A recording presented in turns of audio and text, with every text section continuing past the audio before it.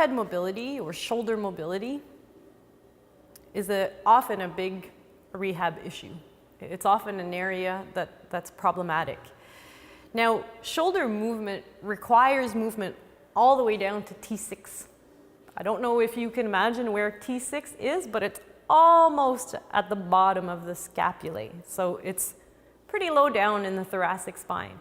So in order to have full shoulder flexion, you need, so if you're going one side, so in order to have full right-sided shoulder flexion, you also need extension and rotation towards the same side in the thoracic spine all the way down to T6.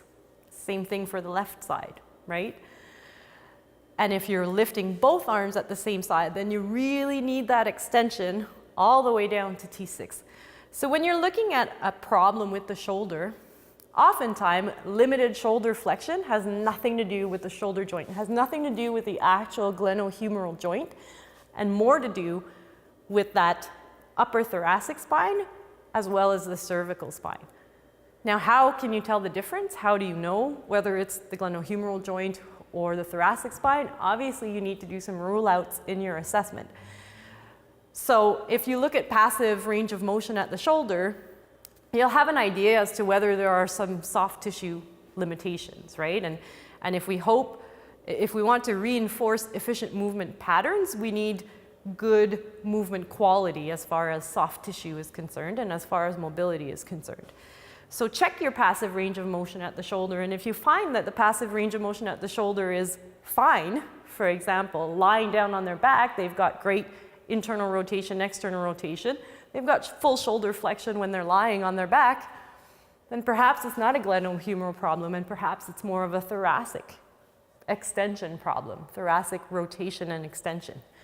So in order to set the stage for effective overhead movement, based on all of this, based on what we know, you know that you're going to have to include some thoracic extension and rotation in your workout preparation. So preparing for overhead movement, I would go as far as to say always requires some thoracic extension and rotation work, right?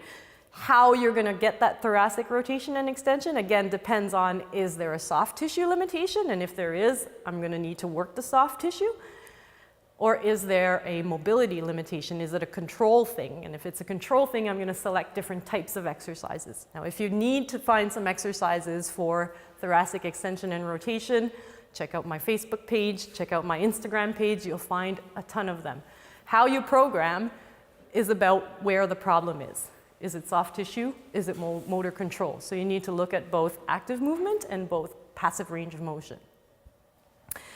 Another thing you'll want to work on for full overhead, full shoulder flexion, so full overhead motion at the shoulder, is cervical range of motion. So it's a little bit tricky with the cervical spine because the upper portion of the cervical spine needs mobility as the lower portion of the cervical spine, so that cervical-thoracic junction needs stability. One thing I find that works really well for that is a chin tuck, so a seated or lying chin tuck, and sometimes I'll have them hold a weight so that I can accentuate that irradiation, stabilization of the lower portion, the cervical-thoracic junction, and really mobilize the upper cervical spine. So setting the stage for efficient overhead movement needs to include cervical and thoracic range of motion.